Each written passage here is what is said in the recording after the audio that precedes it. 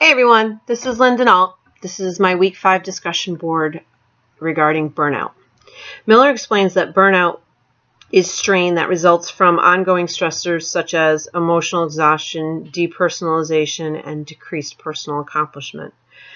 I've dealt with burnout before. I'm dealing with it now. It's a struggle to get up every day and go to work when you're just emotionally exhausted. You're just feeling like going to work is the last thing you can deal with. According to the Mayo Clinic, there are several symptoms of job burnout. The 3 that I am feeling personally are a change in my sleeping habits, feeling cynical, critical at work, and becoming disillusioned about my job. I find myself waking up in the middle of the night panicked and anxious about work. So I end up with only a few hours of sleep at night. Long-term sleep deprivation can cause health issues such as high blood pressure and diabetes, which just adds to my anxiety.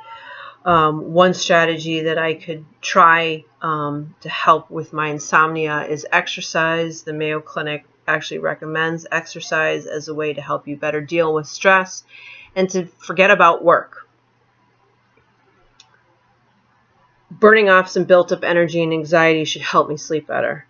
Another way for me to deal with the symptoms of becoming cynical and critical at work is to speak with my supervisor. I hope this will work. I have tried this in the past. I do have a different supervisor. One of the reasons why I feel cynical at work is that I'm dealing with role ambiguity and role conflict because we do not use a structured organizational chart. My job description does and can change frequently, which leaves me confused about what my job expectations are from day to day, and that also leaves my coworkers and my other members of my organization confused about their roles, and a lot of times there's overlapping, which creates conflict because we feel like we're stepping on each other's toes and we're taking offense. And that's not a positive conflict. That's a very negative type of conflict. There's not much positive that comes out of that type of conflict. The other way to try to handle this is to seek support from coworkers and find ways to communicate and resolve this conflict, bring down the stress level in the office. The stressors that impact me as an employee, as I've mentioned, are role ambiguity and role conflict. The other is the home-work conflict. This one is the most difficult stressor I find.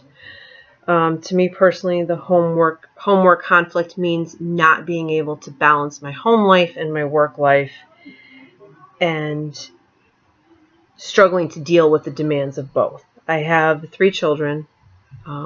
Like many of us, we're going back to school, we're working full-time, having a family, dealing with all those demands and all those conflicts is a struggle.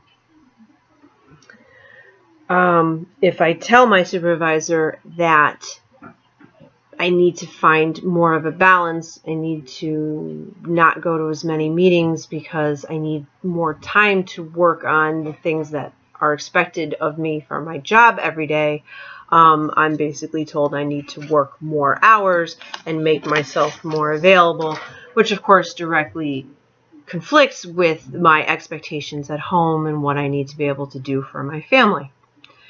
I'm fortunate that I do have the love and support of my family.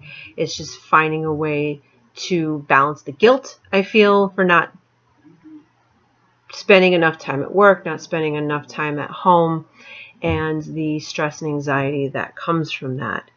So again, I can try using emotion-centered coping, which Miller explains involves dealing with negative affective outcomes of burnout.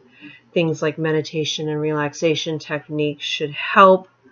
I also, by relaxing, I hope that I can use problem solving to find my home life balance. Thank you very much for your time, and I look forward to hearing from you. Thanks.